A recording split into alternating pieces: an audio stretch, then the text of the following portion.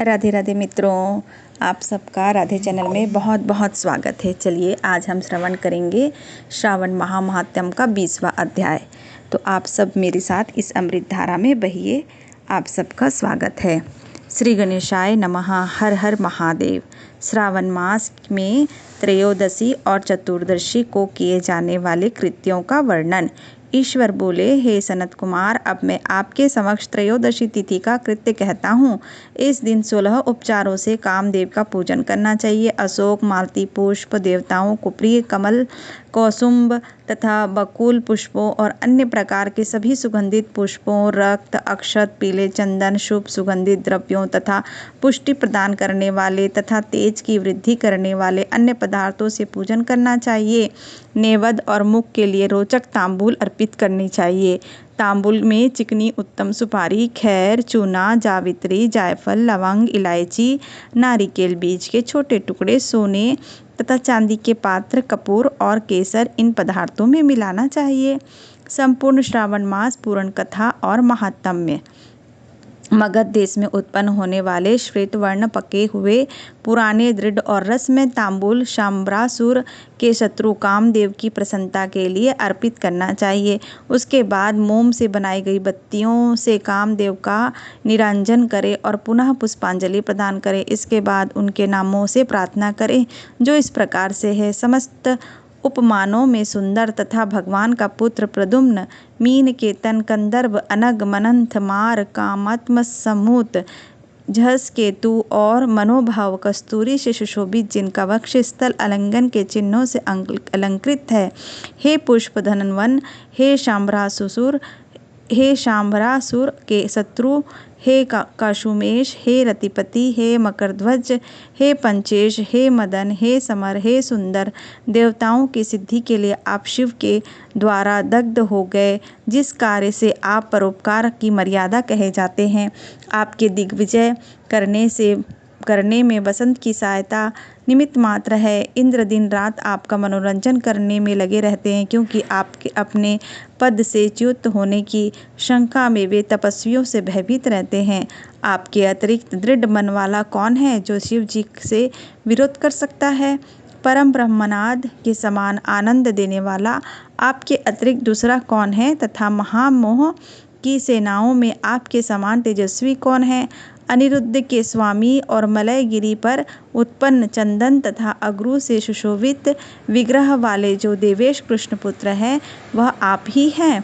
हे शरतकालीन चंद्रमा के उत्तम मित्र, हे जगत की सृष्टि के कारण जगत पर विजय के समय दक्षिण दिशा तथा पवन देव आपके सहायक थे। हे नाथ, आपका अस्त्र महान, निष्फल न होने वाला, अत्यंत दूर तक जाने वाला, मर्म स्थल का छेदन करने वाला, करुण, शून्य तथा प्रतिकार रहित है। सुना गया है कि अत्यंत कोमल होते हुए भी महान शोभ करने वाला और अपने तुल्य पदार्थ भी दर्शन मात्र से ही सुशोभित करने वाला है।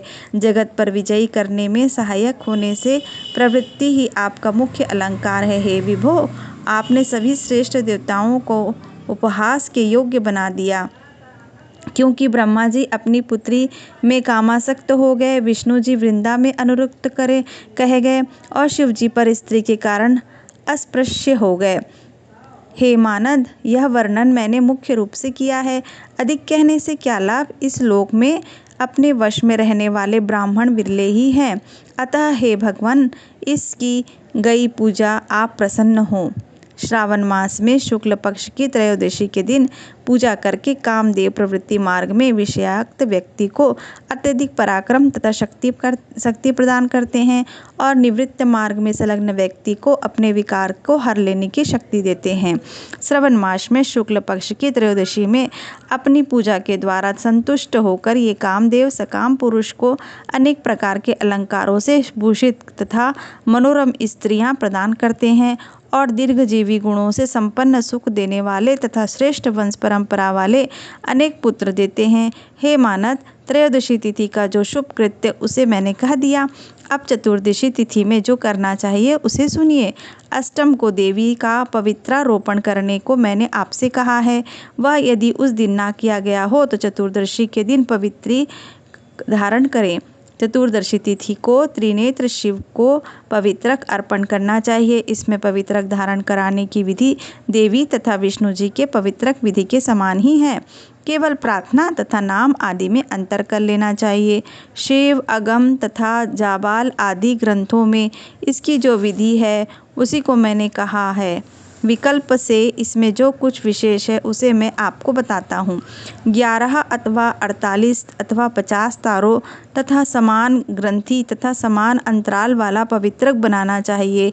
पवित्रक 12 अंगुल प्रमाण के, 8 अंगुल प्रमाण के, 4 अंगुल प्रमाण के अथवा पूजित शिवलिंग के विस्तार के प्रभाव वाले बनाकर शिव जी की प्रसन्नता के लिए अर्पण कर देना चाहिए।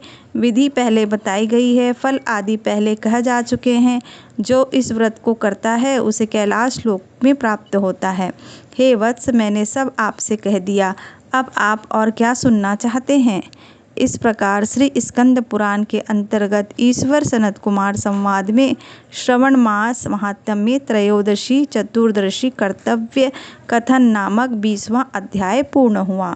तो अब अगले अध्याय में हम फिर से श्रवण धारा में बहेंगे। तब तक के लिए हर हर महादेव।